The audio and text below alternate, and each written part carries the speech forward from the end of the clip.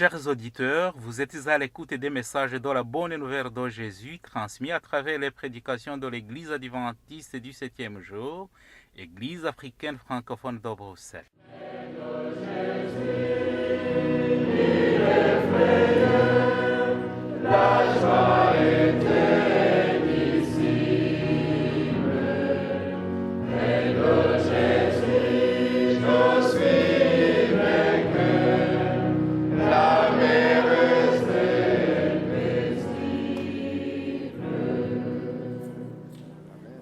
C'est ainsi qu'a commencé la bonne nouvelle de Jésus-Christ, le Fils de Dieu. C'est là ce qui est écrit dans le livre du prophète Ésaïe. J'enverrai mon messager devant toi, il te préparera le chemin. On entend la voix de quelqu'un qui crie dans le désert. Préparez le chemin pour le Seigneur, faites-lui des sentiers droits. Marc chapitre 1, verset 1 à 3. Itangiro ry'ubutumwa bwiza bwa Yesu Kristo, umwana w'Imana. Nk'uko byanditswe n'umuhanuzi Yesaya, ngo nuko ndenda gutuma integuza yanjye mbere yawe, izatunganya inzira yawe. Ijwi ry'urangurira mu butayu, ati nimutunganye inzira z'Uwiteka, mugorore inzira ze. Mariko igice cya mbere, umurongo wa mbere kugeza ku wa 3.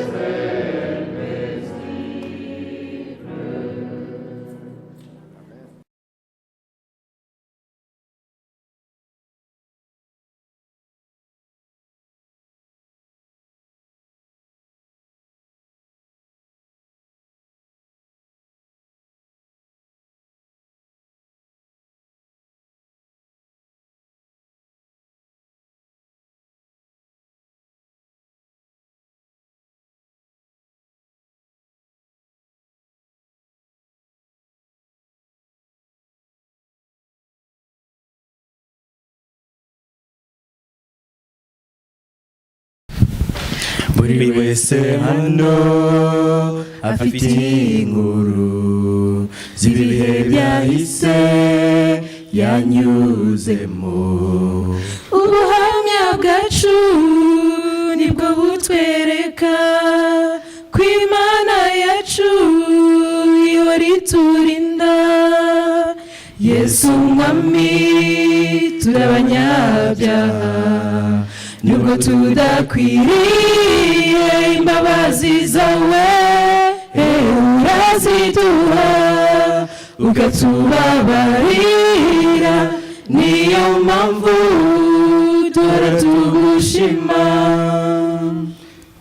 Hari ibigeragezo duhura nabyo bigasiga inkovu mu buzima bwacu. Muri ibyo byose ntureke Imana ifite umugambi ubuzima bwawe.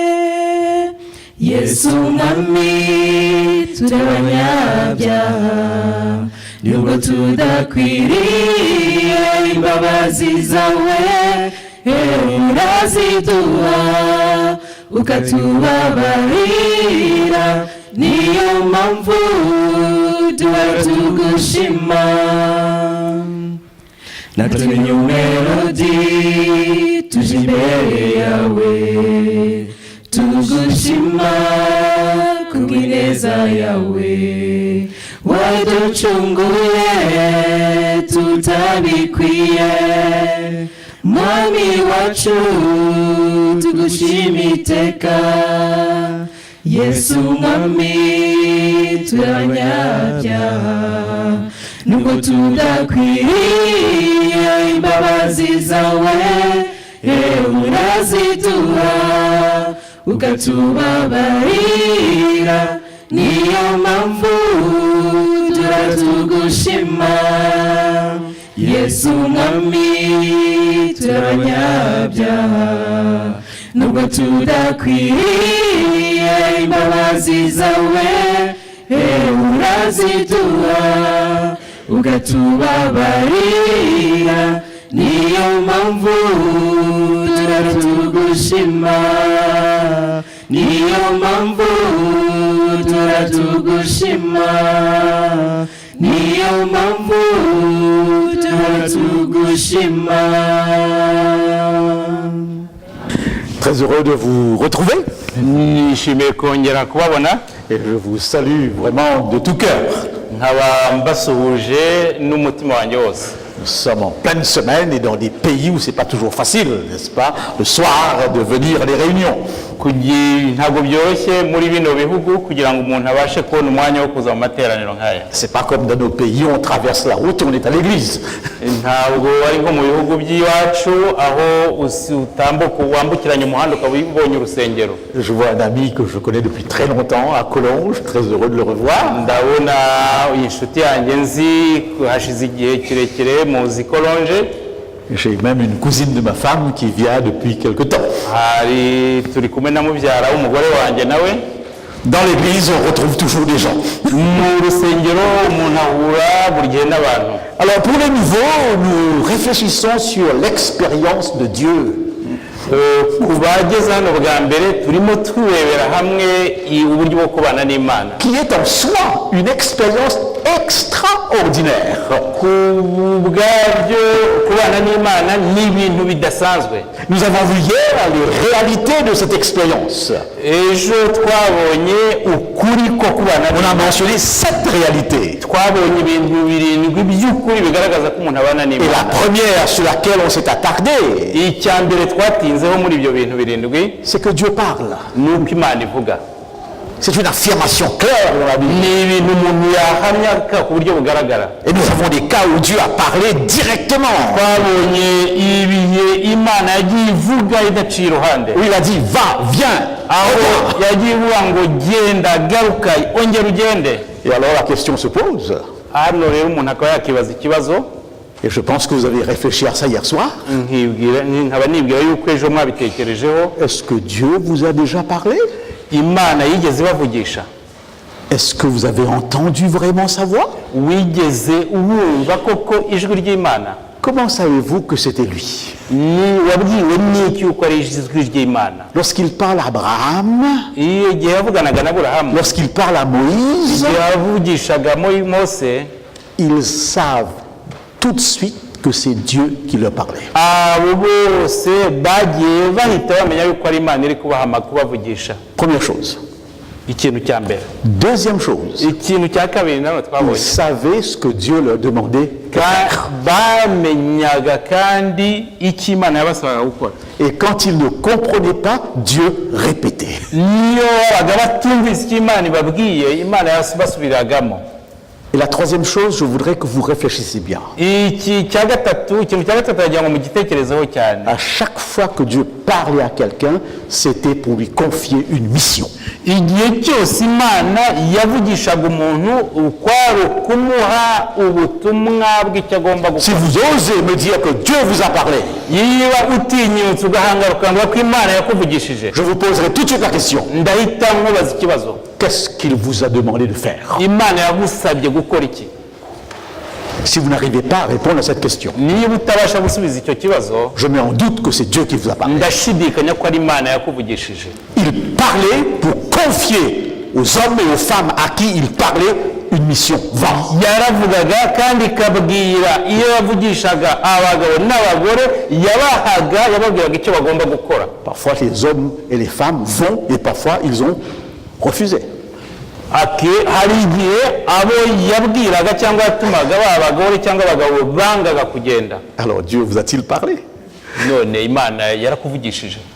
Comment se rendre compte que c'est lui qui parle? wabwirwa neza ute yuko ari Imana J'ai donné quelques critères hier. ejo twabonye ibishobora kukumenyesha kukurangira ko ari Imana Et je ikuvugishije. voudrais raconter une histoire encore avant d'entrer dans le sujet de ce soir. ndagira ngo mbabwire inkuru mbere yuko tujya mu cyo twateganyije kwiga uyu munsi. Cette phrase très célèbre du Christ, mes brebis connaissent ma voix. iriya nteruro izwi cyane Yesu yavuze yuvuga ko intama zanjye zizi ijwi ryanjye. C'est un berger qui vivait dans une campagne très lointaine. hari umushumba wari mu giturage cya kure. Il avait une jeune fille. yari afite abakobwa. yari afite umukobwa inkumi.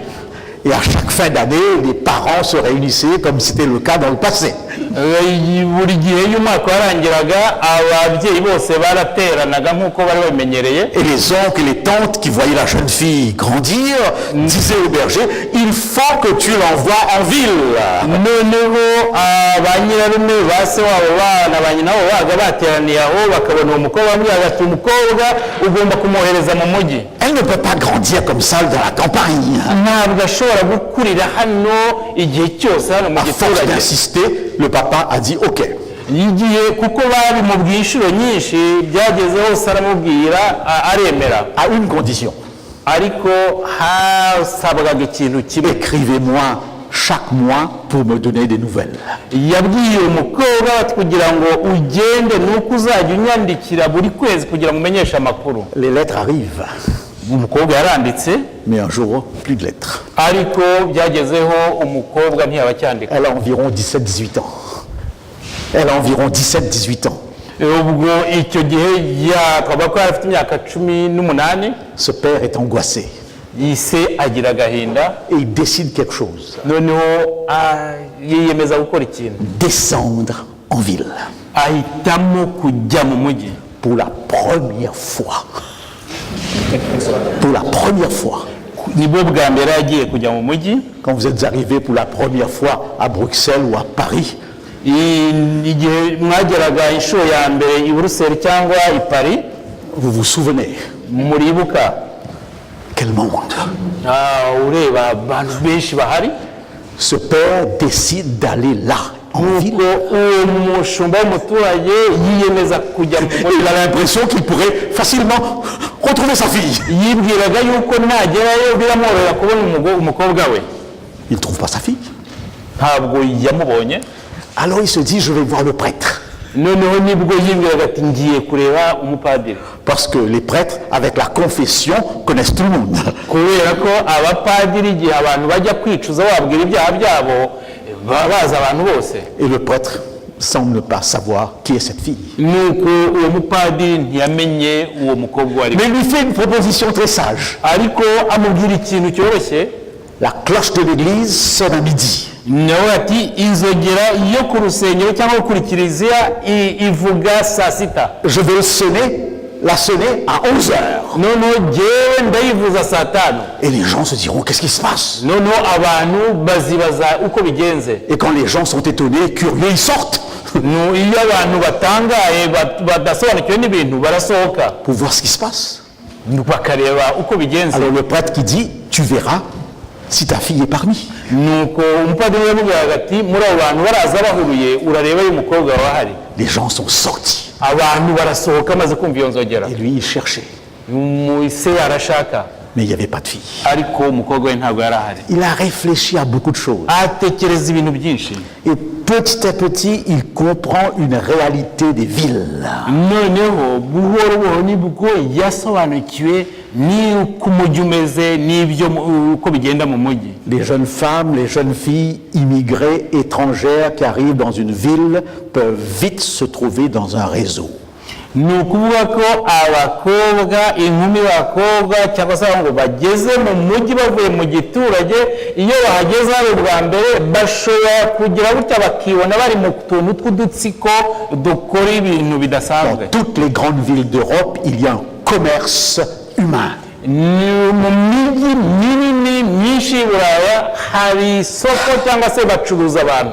Alors il se dit, ma fille est peut-être dans un réseau. niko yibwiraga ati yenda umukobwa wanjye ashobora kuba nawe muri izo nkozi Il se renseigne. nibwo yabazaga. Et il sait un petit peu où dans cette ville se trouvent ces lieux où on fait le commerce des humains. arabariza kugira ngo amenye aho abo bacuruza abantu bari.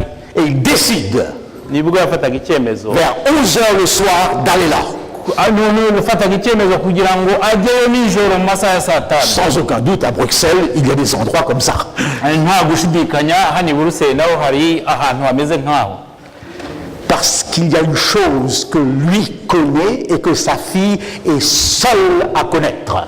Kubera ko we hari ikintu yari azi kandi icyo kintu yari azi umukobwa we wenyine niwe wari ukizi. C'est un berger. Yari umushumba. Il sait comment faire pour siffler et faire venir ses brebis. Azi uburyo bwo gushongoza cyangwa kuvugiriza noneho intama agahamagara intama zikaza. Chaque berger a une façon de siffler.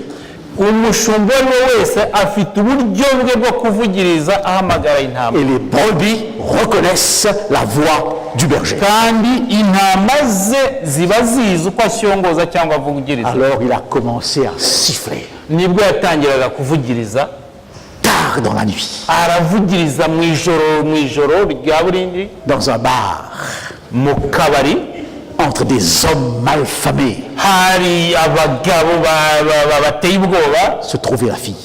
Aho ngaho niho hari umukobwa we. Qui tout à coup. Ako kanya.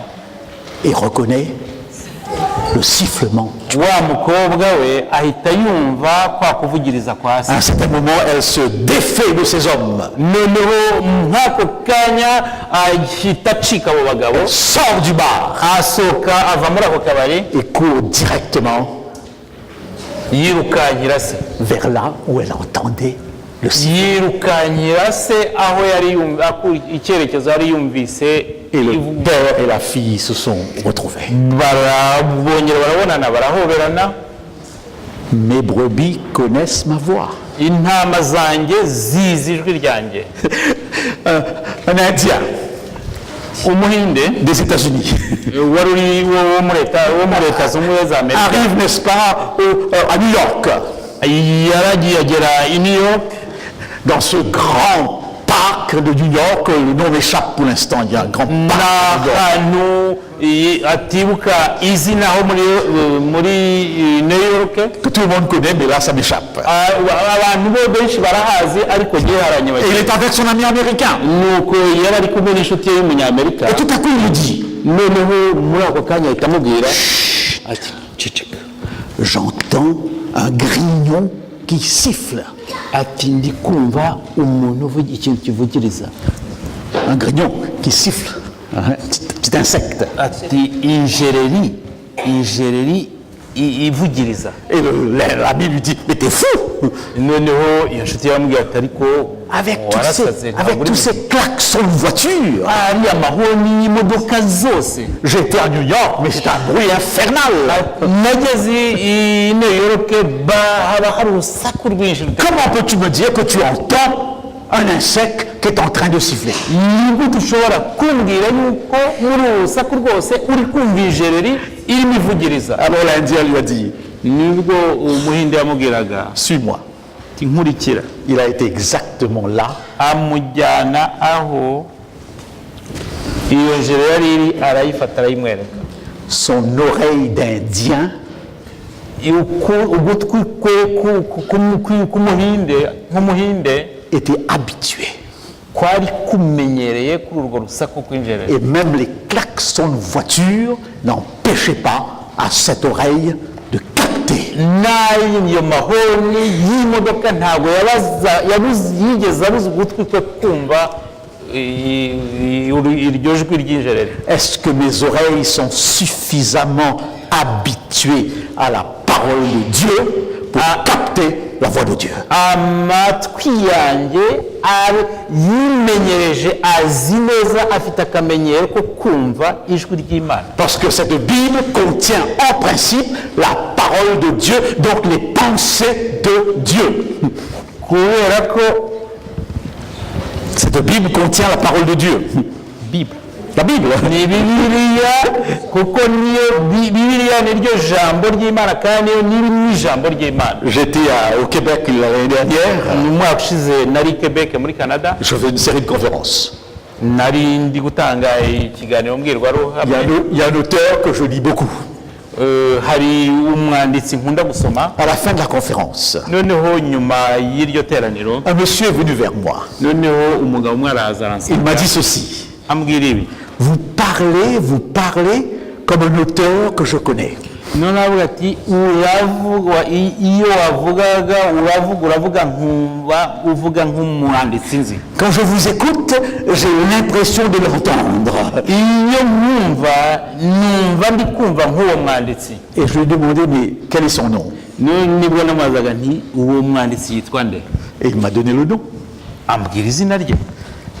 Lui aussi, il lisait beaucoup cet auteur que je lisais. nawe yasomaga cyane ibyanditswe n'uwo mwanditsi nakundaga nanjye gusoma. Tellement imprégné par cet auteur, je redonne les pensées de cet auteur et lui aussi le capte parce que lui aussi lit le même auteur. kubera ko nasomaga cyane iby'uwo mwanditsi yanditse nkabikunda byageze nkajya mvuga nkawe nk'uko yandika noneho n'undi umusoma nawe akabasha kumva ibyo mvuga kandi mvuga nka wa wundi nka wa mwanditsi. Vous voyez le lien entre la voix de Dieu et la parole de Dieu. murumva isano riri hagati y'ijwi ry'Imana n'ijambo ryayo. Habitué à la pensée de Dieu. twimenyereze mu Au bitekerezo travers de tout ce qui est raconté. kandi tubinyemereye cyangwa tubikuye mu bintu byanditse mu ijambo ryayo. Lorsque Dieu parle, iyo Imana ivuga je le capte. ndabyumva. Alors, none avez-vous déjà entendu la voix de Dieu? mwigeze mwumva ijwi ry'Imana? Deuxième réalité pour ce soir. ikindi ukuri kwa kabiri muri uno mugoroba, Dieu agit. Imana irakora. Nous croyons en un Dieu qui agit. twizera Imana ikora. D'où l'expression de nos prières, que ta volonté soit faite. akaba niyo mpamvu isengesho ryacu tuvuga ngo ubushake bwawe ari bwo bubaho. Il y a deux termes à comprendre hari amagambo abiri tugomba kumva par rapport à Dieu. tugeranyije ku birebana n'Imana. Il est immanent. n'Imana Qu'est-ce que ça veut dire? bishatse kuvuga iki? Quand vous voyez mon fils, iyo mubonye umuhungu wanjye tout de suite vous dites, il vous ressemble. muhita muvuga ati murasa. De même pour ma fille. n'umukobwa wanjye nuko mubivuga. Ma femme et moi, nous sommes dans nos enfants. umugore wanjye nanjye turi mu bana bacu. Mais ils ne sont pas moi. ariko bo ntabwo ari njyewe. Il y a un lien. ariko hari isano. Un peintre est dans sa peinture. umuntu usiga amarangi aba yiyerekana, ushobora kumumenya mu irangi asiga. Un compositeur musical dans sa musique. umuhimbyi w'indirimbo nawe ushobora kubimenyera mu ndirimbo ahimba. Créé à l'image de Dieu, Dieu est en moi. niba naremwe mu ishusho y'Imana, Imana iri muri njyewe. La création révèle Dieu. ibiremwa cyangwa kurema byerekana Imana. Mais attention, ariko twitonde, les païens abapagani qui croyaient à cela bizera ibyo sont arrivés à adorer la nature. nabo noneho byagezeho noneho bakajya bahimbaza cyangwa basingiza ibyaremwe. Il faut faire attention. naho ni ukwitonda. Si Dieu est dans cette chaise, je n'adore pas la chaise. niba Imana iboneka muri ino ntebe, ntabwo ngomba guhimbaza cyangwa gusingiza iyi C'est ntebe. un raisonnement païen. ni ibitekerezo by'ubupagani. Il est la force, la présence dans tout ce qu'il a créé. ni ukuvuga ko Imana iri mu imbaraga kandi iri mu byo yaremye byose. Mais il se distingue. ariko biratandukanye. Alors nous arrivons au deuxième mot capital pour comprendre ce que nous avons ce soir. noneho tukaba tugeze mu ijambo rya kabiri kandi akaba ari ingenzi kugira ngo twumve ibyo tugomba kurebera hamwe muri uyu mugoroba. Il est transcendant. Transcendant. Imana iraza irahinguranya. Il Il est dans le monde, mais en même temps extérieur au monde. iba iri mu isi ariko nanone ikaba iri iruhande rw'isi. En d'autres mots, il agit sur le monde. Mu yandi magambo ikora ku isi cyangwa ikorera ku isi. Alors, je vous pose quelques questions très simples. Ndagira ngo mbabaze ikibazo cyoroshye. Si Dieu agit dans le monde, Niba Imana ikorera mu isi, est-ce que vous êtes capable, est-ce que vous avez déjà identifié cette action? mwaba mwarigeze mubona ibyo bikorwa by'Imana? Est-ce que vous avez déjà senti Wigeze ubyumva? qu'il y a un mouvement de Dieu dans le monde? Wigeze wumva ko Imana iri mu isi cyangwa iri gukora mu isi cyangwa igikorwa cy'Imana hano mu isi? Lorsque l'Église adventiste est née, Igihe itorero ry'Abadivantisite ryavukaga, elle est née par rapport à un mouvement qui déferlait dans le monde. itorero ry'Abadivantisite ryavutse rivuye mu yindi dini, mu yandi madini yari arimo akorera ari bo mu isi. Tout à coup, Muri ako kanya en France, mu Bufaransa, en Suisse, mu Busuwisi, en Belgique, mu Bubiligi, des gens s'intéressaient à la prophétie biblique. abantu hirya no hino aho hose wasangaga bashishikajwe no kumenya ubuhanuzi bwo muri Bibiliya. Sommes-nous capables de sentir le mouvement de Dieu? Dushobora kumva uko Imana irimo ikora cyangwa irimo igenda. Deuxième question. Ikibazo cya kabiri, Est-ce que vous sentez le mouvement de Dieu dans votre vie? noneho se wumva ibikorwa by'Imana cyangwa uko Imana igenda mu buzima bwawe? Est-ce que vous avez l'impression qu'il y a quelque chose qui se passe dans votre propre vie? Wumva hari igihe wigera wumva ko mu buzima bwawe hari ikintu kirimo gikorwa? Si vous ne sentez rien, Niba ntacyo wumva, on pourrait se demander, mais est-ce qu'il agit? noneho wakibaza uti ese Imana irakora? Attention, Witonde, on peut ne pas reconnaître ce mouvement de Dieu. ushobora kutamenya uko iyo mikorere y'Imana. C'est Jacob qui disait, Ni Yakobo wavugaga, Dieu était là, mais je ne le savais pas. Imana hano hari Imana ariko sinari nabimenye. Il a senti quelque chose, mais il n'était pas capable de savoir que cette chose, c'était qui? Dieu. Yumvaga ikintu ariko ntigeze asobanukirwa n'uko icyo kintu yumvaga yari Imana. Attention, Twitonde, Jésus faisait des miracles. Yesu yakoraga ibitangaza, Et les pharisiens avaient compris qu'il le faisait avec la force de qui? Belzébul. abafarisayo babonaga ibitangaza Yesu akora, ariko bakavuga yuko cyangwa se bakibwira ko ibyo bitangaza biva kuri Satani. Alors que le peuple avait compris que c'était Dieu. Igihe noneho abandi baturage bo bumvaga ko ibyo bitangaza bikomoka ku Mana. Lorsque le sacrificateur Élie Igihe umutambyi Eliya voit Anne qui est en train de prier, igihe yabonaga Ana arimo asenga, qu'est-ce qu'il dit? yavuze iki? Elle a bu. Yaravuze ati yasinze. Voilà un homme de Dieu qui n'a pas reconnu qu'une femme était en train de prier. Reba umuntu w'Imana utarigeze asobanukirwamo yuko uwo mubyeyi yari arimo asenga. Lorsque le Saint-Esprit se révèle à la Pentecôte, Igihe umwuka wera yabonekeraga abantu kuri Pentekote, la grosse majorité des gens disent ils ont tous quoi? abantu benshi bari aho baravuze ngo basinze. Ils ont bu. Basinze. Alors la question est capitale. Ikibazo rero cy'ingenzi, Attention à la confusion. twitondere kwitiranya ibintu. Attention à la confusion. Twitondere kwitiranya ibintu. Le pire cas que j'ai eu dans la Bible, Ibyo bibi nasomye muri Bibiliya c'est cette âne. ni Uriyana, Un âne, vous savez bien. indogore, C'est cet âne qui voit l'ange, mais le prophète ne le voit pas. n'iriya ndogore yabonye umumarayika ariko baramu we ntayibonye. Est-ce que c'est possible que l'animal voit, le prophète ne voit pas? bishoboka gute ko iyi ndogobe ibona yumva ariko umuhanuzi ntabyumve? Vous vous souvenez du tsunami muribuka uriya muyaga wa tsunami qui a détruit des milliers de personnes?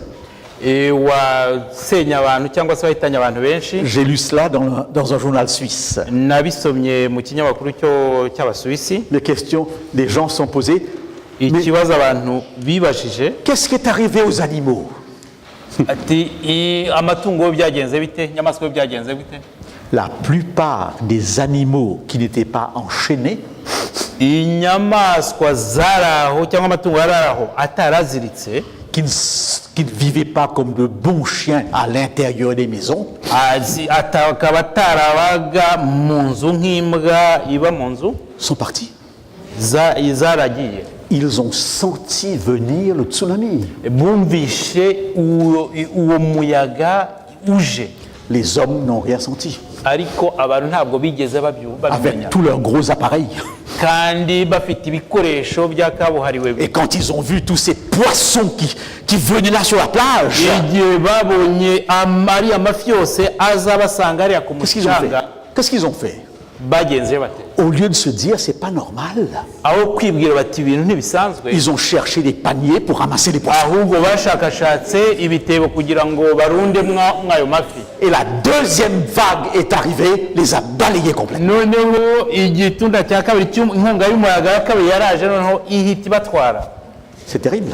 L'animal inyamaswa entend, voit, l'homme ne voit. Irumva, irabona, ariko umuntu ntiyabasha. Alors si Jésus est notre exemple, si Jésus est notre exemple,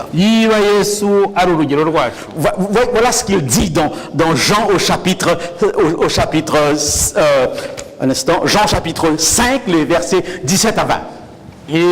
Yohana igice cya 5 umurongo wa 15 kugeza wa 14 kugeza wa 20. Lisez ce texte à la maison. Mubisome mu rugo. Mon Père agit jusqu'à présent, moi aussi j'agis. Data arakora kugeza ubu kandi nanjye ndakora. Je résume un peu le texte. Mbivuze muri make. Je répète. Subiyemo. Mon Père agit, moi aussi j'agis. Data arakora kandi nanjye ndakora. Le Fils fait ce qu'il voit faire le Père. Umwana abona ibyo akora ibyo abona sakora. Le Père montre au Fils ce qu'il doit faire. Ise umubyeyi yereka umwana w'ibyo agomba gukora. Et le Fils fait ce qu'il doit faire le Père. Noneho umwana nawe akabona agakora ibyo abona sakora. Chers amis, si vous appliquez ce verset à vous aussi, ça veut dire que vous avez un esprit de discernement. Et vous sentez ce que Dieu est en train de faire dans le monde et dans votre vie. Et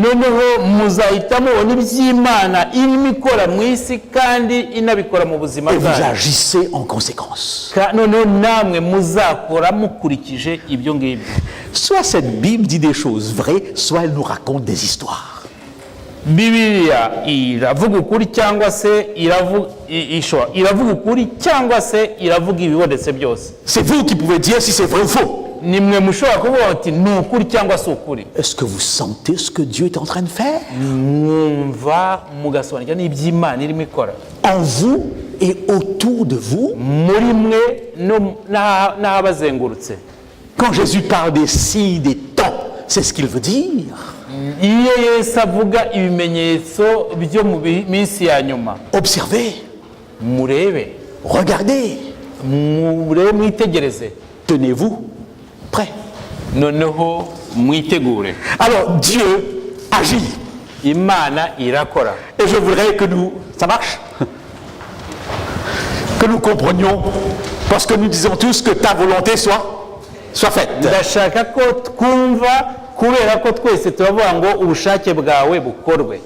Et je vous donne ces deux textes que vous connaissez très bien. Ne vous conformez pas au siècle présent, mais soyez transformés par le renouvellement de l'intelligence pour que quoi? Vous discerniez quel est quoi? ntimukishushanye la volonté de Dieu. ntimukishushanye n'ab'iki gihe ahubwo mureke muhindurwe ubwenge bwanyu buhinduke kugira ngo mubashe gushishoza no kumenya ubushake bw'Imana ibyiza igishimishije kandi Et gitunganye Paul fait comprendre que cette volonté est bonne, elle est agréable, elle est parfaite. mukamenya yuko ubwo bushake bw'Imana ari bwiza butunganye kandi bushimishije. C'est fort. Ni ibintu byimbitse cyane. Cette volonté ne peut pas être mauvaise si c'est la volonté de qui? De Dieu. ubwo bushake ntushobora kuba bubi yiba ari ubushake koko bw'Imana. Quand je dis que ta volonté soit faite, iyo mvuze ngo ubushake bwawe bukorwe cyangwa bubeho c'est que je crois ni uko nizera qu'elle est bonne. yuko ari bwiza, Alors je l'accepte. noneho ndabwemera. Mais attention les confusions. ariko twitondere ibintu byo gushidikanya cyangwa se Lorsqu'une personne meurt, ce n'est pas la volonté de Dieu. iyo umuntu apfuye ntabwo apfa kubera ubushake bw'Imana. N'allez pas prier avec quelqu'un ntimukajye gusengana n'umuntu et de dire que ta volonté soit faite, Seigneur. noneho ngo uvuge ngo ubushake bwawe nyagasani bukorwe. En d'autres mots, s'il meurt, c'est ta volonté. noneho ngo uvuge ni ukuvuga bishatse kuvuga yuko ngo yiba uwo muntu Dieu apfuye n'a jamais voulu la mort de personne. ntabwo Imana yigeze ishaka ko buri wese umuntu upfa. C'est le Dieu de la vie, non pas le Dieu de la mort. ni Imana y'ubuzima ntabwo ari Imana y'urupfu. Bien sûr, nous ne comprenons pas pourquoi il meurt. nibyo ntabwo twumva impamvu umuntu apfa. S'il meurt à 100 ans, ça se comprend. niba apfuye agejeje ku myaka 100 birabyumva. Nous comprenons que nous sommes dans une condition de péché qui entraîne la mort. tugomba kumva yuko turi mu buzima bwiganjemo icyaha kandi icyo cyaha kigatera Ne urupfu. priez pas que ta volonté soit faite comme si c'est Dieu qui l'a voulu. ntitukajye dusenga ngo ubushake bwawe bube nk'aho Imana ari itera urupfu. Demain, nous aborderons cette question. ejo tuzarebera Nous hamwe mettre icyo kibazo, Comment comprendre tous ces événements difficiles à apprendre. ukuntu dushobora kumva ibyo bintu byose bikomeye kugira ngo umuntu abisobanukirwe. Alors donc, cette volonté de Dieu, il faut la comprendre, il y a 5 aspects. ni ubwo bushake bw'Imana bufite ibiburanga. Vous avez la volonté souveraine de Dieu. dufite ubushake bw'Imana, ubushake bw'ikirenga bw'Imana. L'homme propose et Dieu dispose. umuntu agerageza kuvuga ariko Imana niyo yifata icyemezo. David dira, il fait ce qu'il veut. Dawidi yaravuze ati Imana ikora icyo ishaka. Une dimension qui me dépasse, ibyo ni ibintu biturenze, que je ne peux pas saisir. ntabwo nshobora kubyumva. Et c'est dans cette dimension que Dieu est capable d'annoncer l'avenir. muri ibyo bintu rero tutumva biturenze niho Imana ishobora kwerekana ibyahazaza. La prophétie biblique appartient à cette dimension où Dieu voit déjà maintenant ce qui va se passer quand. ubuhanuzi bwo muri Bibiliya buri muri ibyo birenze Imana yerekaniramo ahazaza. Expliquez-moi comment il a annoncé des choses il y a des milliers d'années qui se réalisent aujourd'hui. mwansobanurira ukuntu yavuze ibintu bizaba nyuma y'imyaka myinshi cyane noneho bikaba birimo bikorwa bibaho. Mais j'insiste, cette volonté est plus forte que nous. Nous n'arrivons pas à pénétrer cette volonté. ubushake bw'Imana buraturenze ku buryo tudashobora no kubwumva neza. Vouloir pénétrer cette volonté, c'est vouloir devenir soi-même quoi?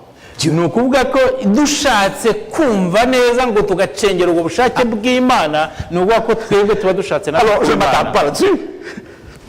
Je ne m'attarde pas puisque je ne peux pas dire plus que ça. ntabwo mbitindaho kuko ntabwo nshobora kuvuga ibirenzeho. La deuxième, vous la comprenez tous. ikintu cya kabiri, La volonté morale de Dieu.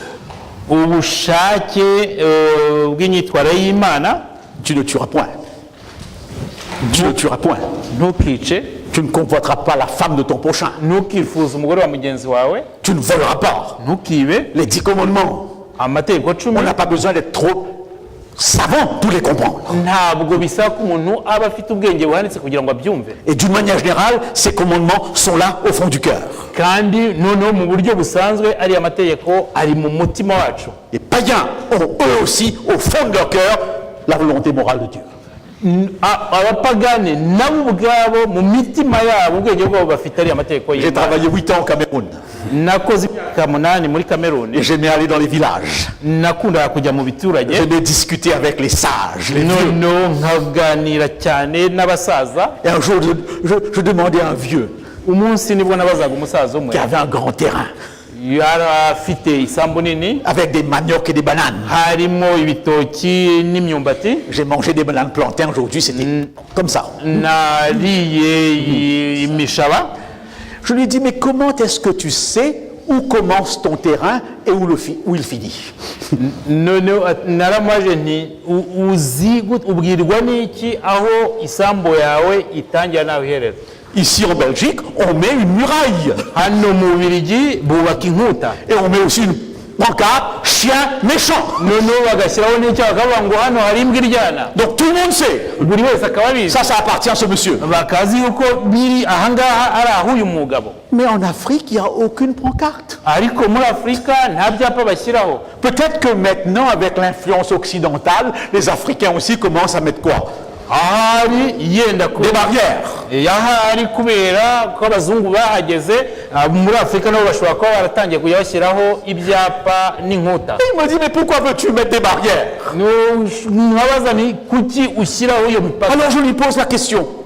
nibwo namubazaga Mais si on vient voler tes bananes, comment tu vas le faire? nibaza kwiba ibitoki byawe uzabigenza ute. Il rigole. yaransetse Comme si je lui disais quelque chose d'impossible. nk'uko nkaho nari ndi kumubwira Et il ibintu me dit, mais bidashoboka. si quelqu'un a faim, nibwo yambwiraga ati niba umuntu ashonje il entre dans mon champ, akaza mu murima il cueille quelques bananes, agafata udutoki duke il arrache quelques maniocs agafata agakura itumbati duke pour sa consommation personnelle. kugira ngo bimutunge. Et après, il prend une branche qu'il casse, noneho nyuma agafata ishami akarivuna il le laisse là. arisiga aho ngaho. Et je sais qu'il l'a mangé parce qu'il avait faim. kandi nzaba nzi neza yuko yabiriye kubera ko yari ashonje. Faites ça en Belgique. mugerageza kubikora hano mu Bubiligi. Vous appelez ça pays civilisé. bazahita bazakumera nabi. Vous êtes venus dans des pays civilisés. dore bariya baturage baje mu gihugu cyateye imbere Vous ne pouvez cy'abasirimu. pas faire ça. ntabwo ushobora gukora ibyo ngibyo. Loi naturelle dans le cœur. amategeko y'Imana ari mu mutima. Le respect de ce qui appartient aux autres sans qu'on ait besoin de mettre chien méchant. kubahiriza iby'abandi utiriwe ushyiraho ibyapa yuko hari imbwa ibirinda kandi Ça, ryana. c'est l'Africain traditionnel, pas l'Africain civilisé. ariko ibyo ni mu bitekerezo by'umunyafurika wa kera, ntabwo ari by'umunyafurika w'umusirimu. Je vais dans une tribu, eh bien, de pygmées. hari ubwoko bw'abatwa Ces petits bonhommes. bariya bagufi bariya abantu Mais à mon bagufi. grand étonnement, ils ne sont pas petits, ils sont grands. ahubwo igitangaje ni uko bavuga ngo ni bagufi ahubwo ni barebare. Il y a des grands pygmées. hari abatwa barebare. Et j'apprends avec étonnement nabashije kumva bintangaje qu'il n'y a pas d'adultère chez les pygmées. ko mu batwa nta muntu usambana. On respecte la femme de l'autre. bubaha umugore wa mugenzi wabo. Même dans l'église, on ne la respecte pas. kandi hano mu rusengero batabyubahiriza. Dieu a mis dans nos cœurs cette volonté morale. imana yashyize ayo mategeko mu mutima. Il y a un seul commandement. hari itegeko rimwe. Ça, c'est les adventistes eh bien, qui le mettent en évidence. ni iryo tegeko rimwe n'abadivantisiti baryubahiriza. Et je le souligne pour tous nos amis visiteurs qui sont là. noneho nkagira ngo ndicaho akarongo ku bashyitsi bacu turi kumwe. Dans toutes les religions, mu madini yose on pense qu'il faut adorer Dieu. batekereza ko umuntu agomba kuramya Imana. Mais très peu de personnes comprennent qu'il faut l'adorer un jour particulier. ariko ni bake bazi cyangwa basobanukirwa ko tugomba kubahiriza guhimbaza Imana ku munsi wabugenewe. Souviens-toi du 7e jour. Wibuke umunsi w'isabato. L'Église adventiste veut maintenir cela. Itorero ry'abadivantiste ibyo bishyira mu bikorwa. Pourquoi j'observe le sabbat? Kuki nubahiriza isabato? Pour une seule raison. Kubera impamvu imwe. Dieu l'a dit. Imana yarabivuze. C'est tout.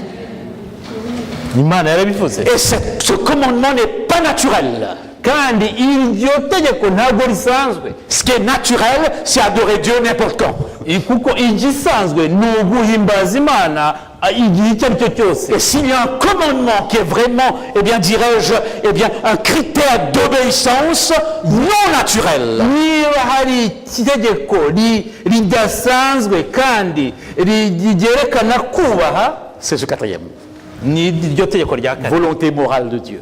Ubushake bw'Imana. Et si vous n'avez pas bien compris cette volonté, lisez le sermon sur la montagne. Niba mutarigeze mwumva ubwo bushake bw'Imana, et là Jésus vous dira, celui qui dit à son frère, fou, raka, il a déjà transgressé le commandement, tu ne tueras point. Yesu niwe yavugiye ati, niba uzafata umuvandimwe cyangwa mugenzi wawe ukamwita igicucu, uzaba umwishe. Il mettra l'accent sur l'esprit de la loi. Azatsindagira cyane imiterere y'itegeko. Laissez-moi vous expliquer ce que ça veut dire. Mureke mbasobanurire icyo nshaka kuvuga. Eh bien, un papa part en voyage. Umubyeyi ajya umunsi wajya mu rugendo. Dans le jardin, il y a un pommier. Anyura mu murima w'amapome. Il y a une seule pomme sur ce pommier. Kandi kuri icyo hari ipome imwe. Il appelle ses 3 enfants. Nibwo yahamagaraga abana be batatu. Et il dit ceci. Nibwo yavugaga, je ne veux pas que vous cueilliez cette pomme. Sinshaka yuko muzasoroma iyi pome. Lorsqu'il revient, igihe yagarukaga, il n'y a qu'une moitié de pomme sur le pommier.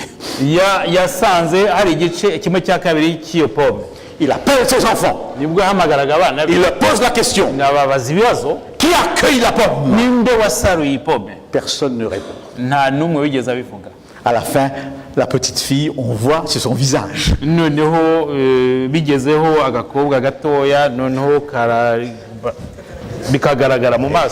le papa dit, c'est toi. Nous avons abordé quelques aspects de ta volonté. Nous voudrions tant pouvoir, à la fin de nos prières, alors que nous te disons que ta volonté soit faite, comprendre ce que tu veux et comprendre ta volonté. Nous savons une chose, que la première chose que tu voudrais, c'est la conversion des uns et des autres. Que tout homme soit sauvé. Et si tu nous as choisis, c'est pour que nous puissions dans cette voie du salut avoir une action spécifique qui correspond à ce que nous sommes. Nuko muri iyi nzira yacu y'agakiza tubasha kuba abantu baberanye n'icyo ushaka ko tuba. Ouvre nos oreilles. Tufungura amatwi. Détruis les parasites. Wirukane ibintu byose biza biduhira bitari byo. Et que nous puissions entendre clairement ta voix. Kandi kugira ngo tubashe kumva mu buryo bwose bwiza ijwi ryawe. Pour notre vie personnelle. Mu buzima bwacu bwihariye. Pour nos actions dans ce monde. Mu bikorwa byacu bya hano mu isi. Pour nos actions dans l'église. No mu bikorwa byacu hano mu itorero. Que nous puissions entendre ta voix nous dire, voici le chemin, vas-y. Kugira ngo tubashe kumva ijwi ryawe ritubwira ngo ngiyi nzira ngaho genda. Au nom de ton fils Jésus-Christ. Mu izina rya Yesu umwana wawe. Amen. Amen.